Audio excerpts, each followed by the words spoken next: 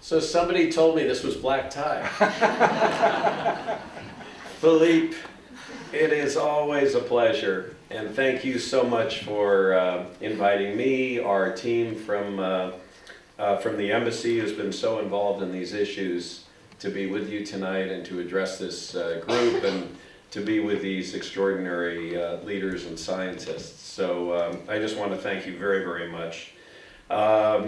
Professor Lawrence, Professor Boucher, Ms. Feith, distinguished guests.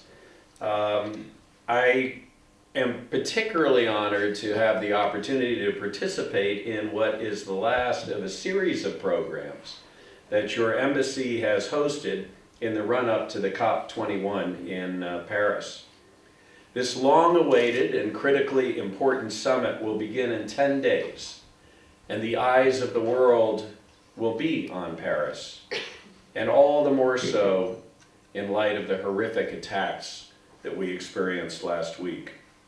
And let me say that without question, we all stand with France during these very, very difficult days.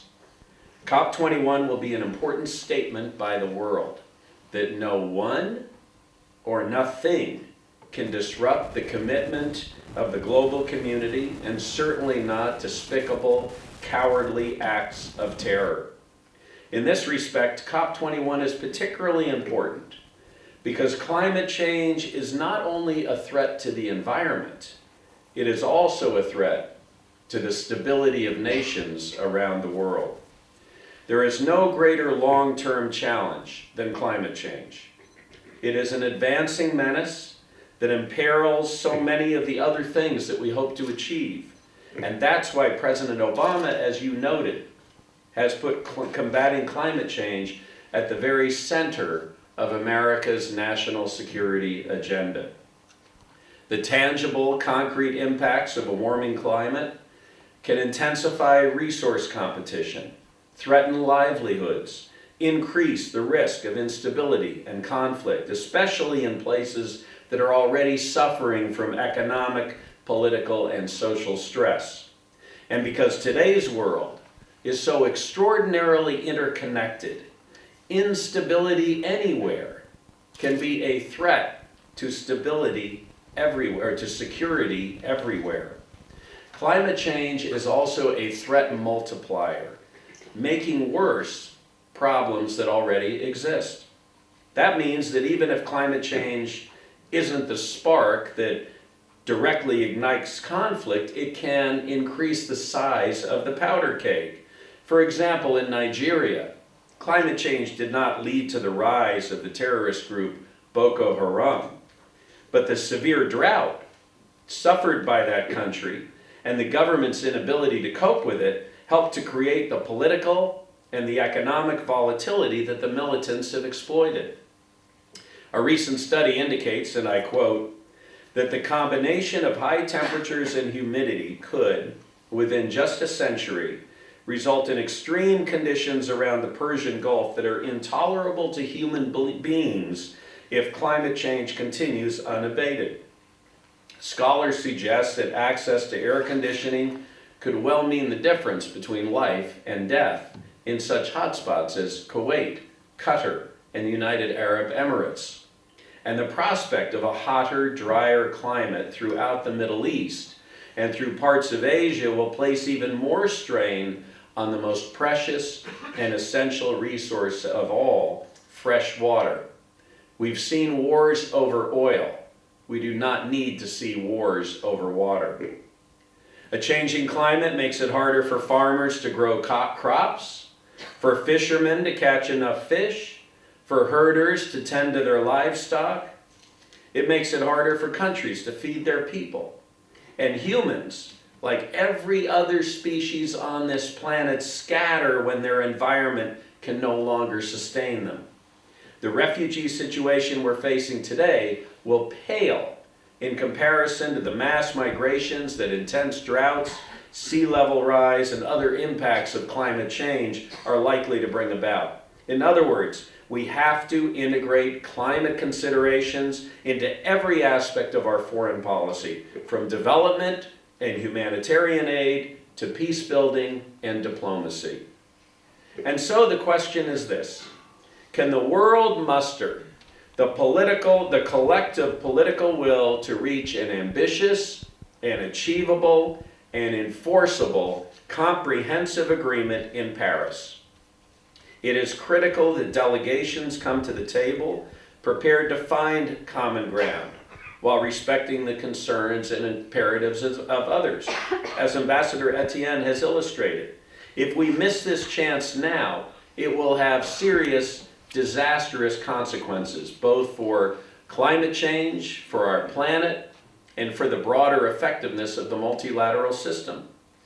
The United States delegation to COP21 will be led by President Obama and Secretary John Kerry, Secretary of State Kerry. The President will participate in the opening talks, and the Secretary plans to spend a considerable amount of time. In fact, he plans to spend the entire amount of time at the summit. Their engagement on this issue is unprecedented. In September, President Obama visited the state of Alaska to attend the Glacier Conference. The Arctic is the leading edge of climate change, our leading indicator of what the entire planet faces. Our understanding of the planet, thanks to the work of these scientists, advances every day. Human activity is disrupting the climate in many ways faster than we previously thought, and I'm sure that Professors Lawrence and Boucher will address the stark science that proves that this once distant threat is now very much in the present. But on an even more direct level, when an Alaskan native tells his president that many villages in that state are about to slide off into the ocean, today the urgency of the situation cannot be in doubt. In terms of foreign policy, Secretary Kerry has made climate change a critical part of American diplomacy, from development and humanitarian, starting with even development and humanitarian aid. The United States government is fully engaged in efforts to deliver a strong agreement in Paris that will put the world on a path to a low-carbon, sustainable global economy. On the international stage, the United States is working with other big emitters like China and India to encourage new commitments to reduce greenhouse gas emissions. A year ago in Beijing, President Obama and Chinese President Xi Jinping made a historic joint announcement of the intended targets for both countries.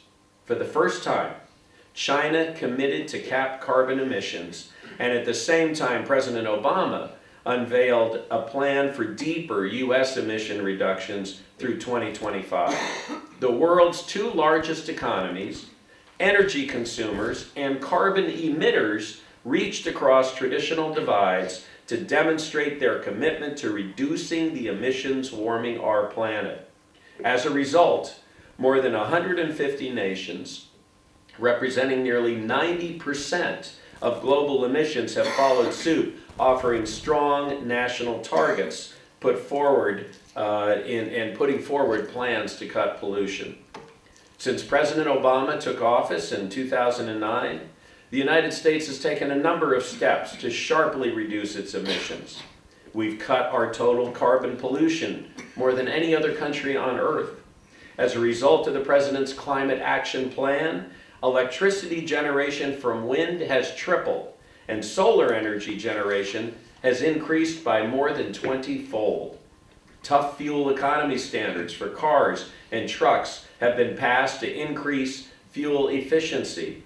These new standards, by the way, go hand in hand with strict guidelines relating to automobile emissions.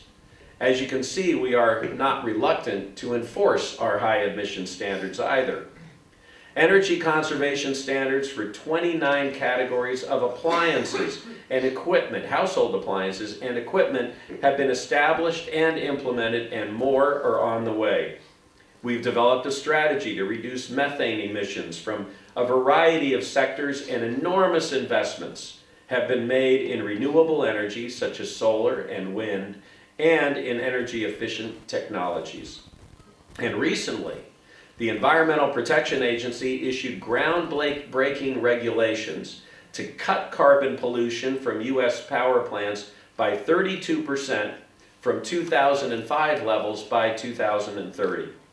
Power plants account for a third of U.S. emissions, so the reduction that the new Clean Power Plan calls for is significant.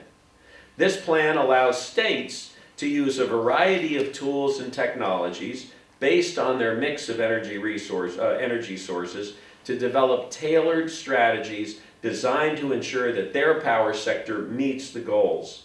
Reflecting each state's energy mix will level the playing field across the country. And that is similar to the approach that's being taken in COP21 with all of the different nations that are involved. In addition, COP21 will address the question of adaptation.